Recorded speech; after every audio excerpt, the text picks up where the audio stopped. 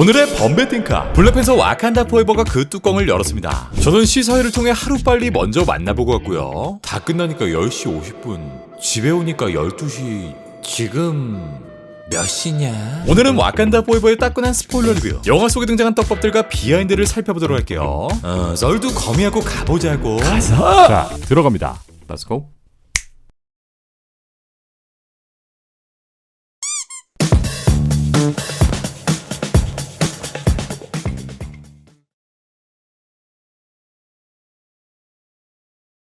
먼저 영화를 본 후 처음으로 느껴진 감정. 이번 영화는 비극이 일어났던 실제 이야기에 대한 긴 호흡의 추모, 체드윅 보스만, 주인공 트찰라에 대한 애도를 아주 짙게 그려냅니다. 네, 지난 티저 예고편이 첫 공개되었을 때 그 애절한 감정들이 Have I not given everything?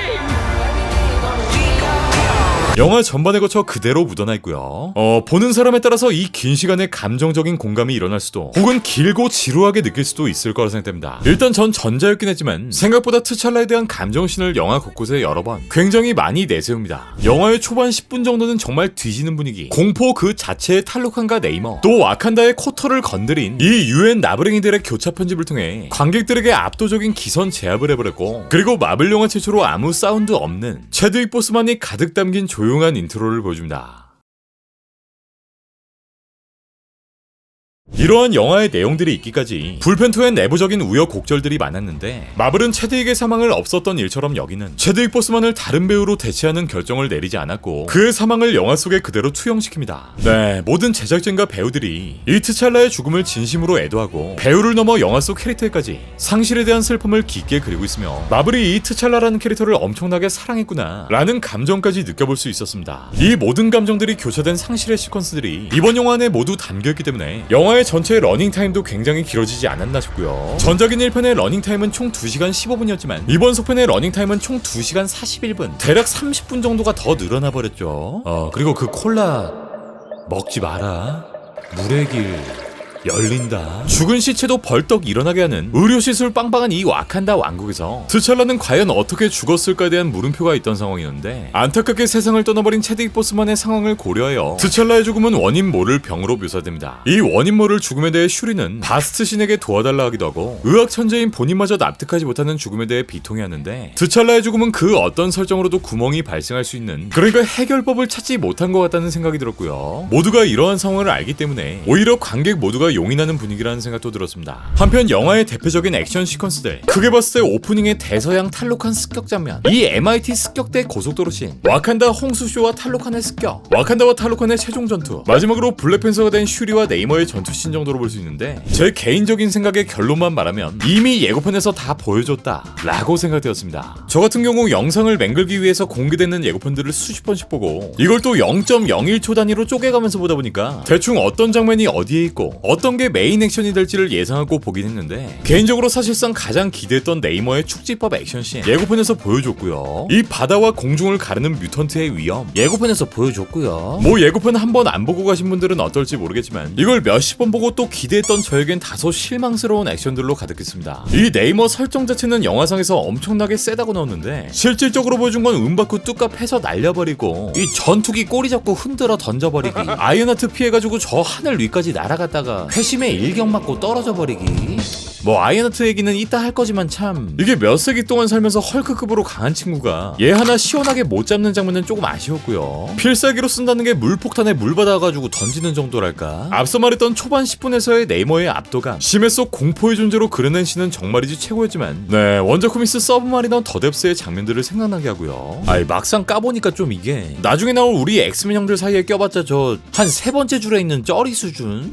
말하다 보니까 캐릭터 내용에서 얘기할 것들을 먼저 해버렸는데, 모쪼록 다음 작품에선 이 수준보다 훨씬 더 나아지길 바라야 할 것 같고요. 액션과 마찬가지로 슈리 팬서에게 느낄 수밖에 없었던 아쉬운 점, 바로 액션과 캐릭터에서 보여줄 수 있는 묵직함과 타격감인데, 이 배우 자체가 워낙에 마른 몸이기 때문에 이게 슈트를 입어도 거의 간디 팬서예요. 그러다 보니 1편에서 트찰라가 보여줬었던 타격감, 또 이렇게 슈트의 에너지 방출도 제대로 활용하지 못한 것 같은 느낌이 들었고, 슈리는 그냥 정말 머리 써야겠다 라는 생각이 다시 한번 들게 되었습니다. 뭐 마지막에 머리 써서 네이머를 탈수 상태로 만들고 또 사막에 떨군 다음에 유리한 싸움을 해서 이겼지만요. 아, 그리고 이 미드나잇 엔젤 슈트, 이건 영화상에서 언급된 걸 제가 놓친 건지 아님 의도된 건지 모르겠는데 틀렸으면 정정 한번 해주세요. 혹시 이 엔젤 슈트는 한정판인가요? 슈리아 유일한 불펜. 허브 먹은 당사자니까 혼자 슈트 입는다 쳐도 아니 이건 다른 쩌리 도라밀라지 서운하게 왜 공평하게 안 나눠주냐고. 마지막 전투에서 네이머가 지지치기 전의 장면, 와칸다 쪽이 거의 쪽수로 밀려서 물에 빠져 익사하기 직전인데 이게 몇 달 전부터 구상했던 슈트라면 애초에 엔젤 슈트 군단이라도 만들어주던지 아예 오빠 잃고 나서 국방력 만땅으로 찍던 슈리가 생각 못했던 것도 아닐 텐데 이걸 왜 한정판으로 찍어냈는지 조금 납득이 안 됐고요. 뭐 밸런스 차원이야?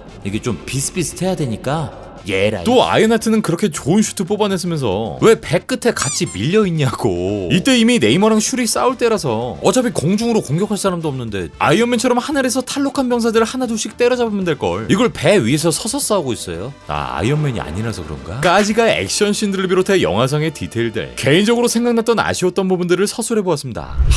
아이언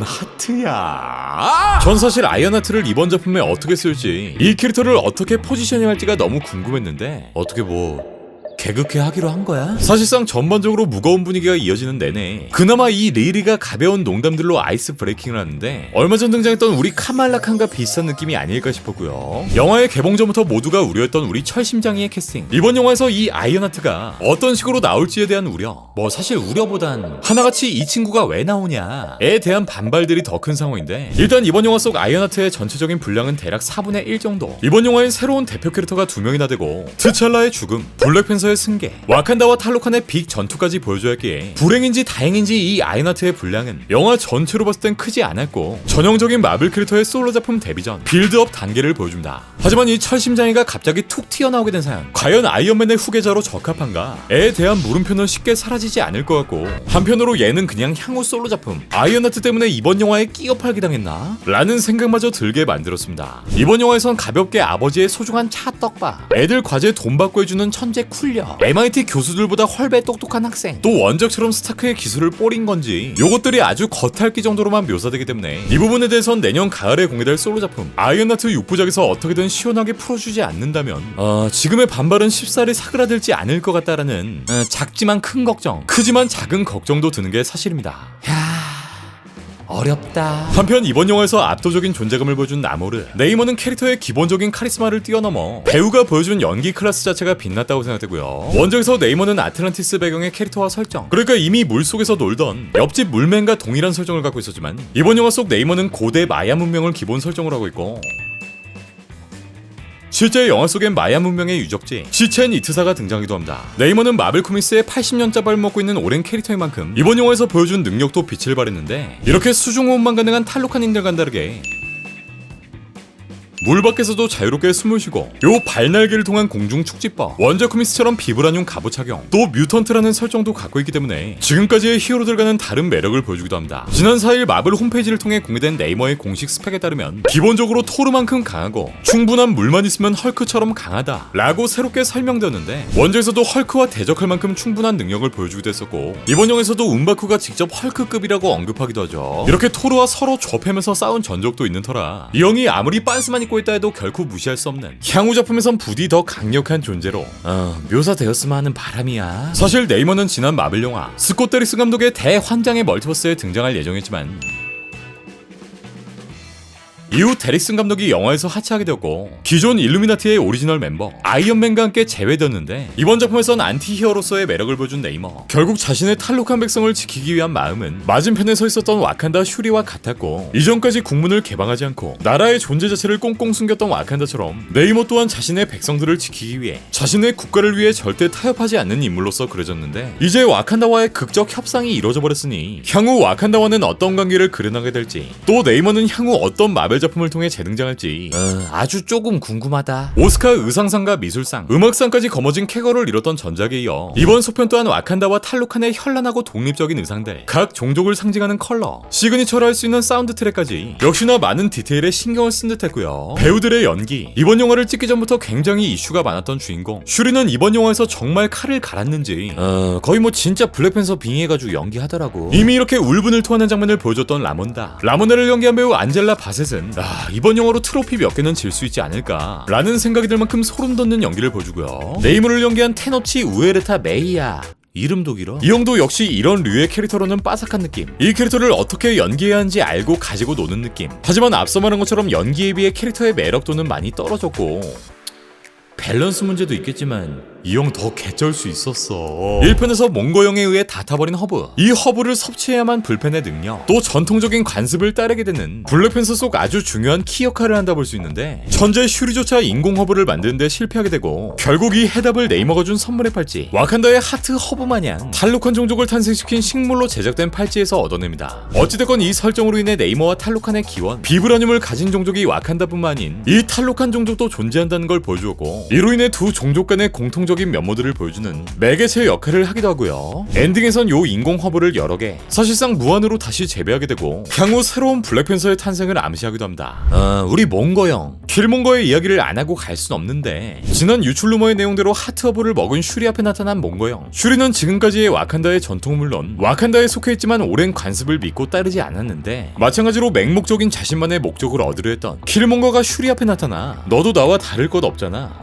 강해지고 싶어서잖아 라는 메시지를 전달하고 트찰라처럼 모두를 위해 행동할지 혹은 자신의 목적을 달성하기 위해 일할지 선택하라고 말합니다. 네, 그리고 결국 슈리는 킬몽거가 던졌던 이 두 갈래의 질문에서 세상을 떠나버린 오빠의 선택처럼 모두를 위해, 자신의 뒤에 있는 와칸다 백성들을 위해, 또 누군가에겐 소중한 이들인 탈루칸 백성들을 위해 마지막 순간 네이머의 목숨을 살려주게 됩니다. 이번 작품까지 따라온 마블의 새로운 캐릭터, 지난 블랙위도우와 팔콘 앤 윈터 솔저에 이어 이번 영화까지 벌써 3번이나 얼굴 도장을 찍어주신 발렌티나 아주머니가 또 나와. 이 아주머니를 모르는 분들을 위해 설명드리자면, 이번 페이지 4부터 알 수 없는 특정 국가기관에 소속돼 마블의 히어로들을 한 명 한 명 섭외하며 어떤 꿍꿍이, 어떤 큰 그림을 그리고 있는 인물인데, 원작 코믹스에선 닉 퓨리와 채찍근, 또 연인 사이까지 발전해 활약했던 실드 요원인데, 이번 와칸다 포에버를 통해 이분이 무려 에버렌 로스의 전 와이프라는 설정이 등장합니다. 일단 로스 또한 CIA에 소속되어 있는 인물로서 향후 시크릿 인베이전소 우리 퓨리 형과 만날 정도로 비중이 있는 캐릭터인데, 공식적으로 활동 중인 전 남편 로스와는 달리 발렌티나는 미국의 비공식 조직 비밀리에 활동하는 어떤 단체의 수장인 것으로 보이고, 때문에 이번 영화 속엔 미국의 안보를 위협할 가능성이 있는 와칸다와 또 와칸다와 손을 잡고 있는 로스와 대립구도를 취합니다. 결국 향후 제작이 확정된 썬더볼츠에선 이렇게 음지에 있는 히어로들을 모아 비밀 임무를 수행해 나갈 것으로 보입니다.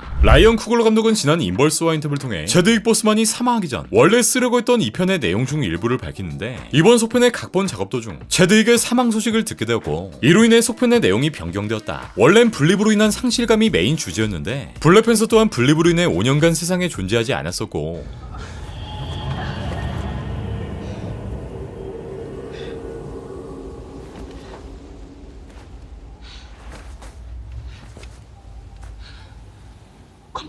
이번 속편에선 이 5년의 공백에 대한 슬픈 이야기들을 담았을 것이라는 내용. 추가로 크글러 감독은 체드윅의 사망 이후 감당할 수 없는 슬픔으로 속편 제작은 물론 감독일에서 벗어나고 싶어 했지만, 이번 영화를 통해 진정으로 체드윅 보스만을 애도하고 경의를 표하는 방법이 올바르다고 판단하여 다시 한번 영화 제작에 참여하게 됐다는 내용까지 밝힙니다. 네, 이렇게 아기다리 고기다리던 와칸다 포에버의 리뷰가 드디어 끝이 났고요. 어느새 페이지 4의 마지막 작품인데, 저는 개인적으로 이번 영화를 보면서 지난 2년 동안의 페이지 4 작품들을 복귀하게 됐고, 그동안 정말 좋았던 순간들, 또 그렇지 않았던 순간들까지 되새겨보면서 앞으로 공개될 마블 작품들, 당장 내년부터 다시 시작될 페이지 5는 더 좋은 작품들이 되었으면 좋겠다 라는 생각까지 하게 된 것 같습니다. 쿠키 영상 떡밥 분석까지는 내용이 겁나 길어질 것 같아서 눈 붙이고 다시 올게.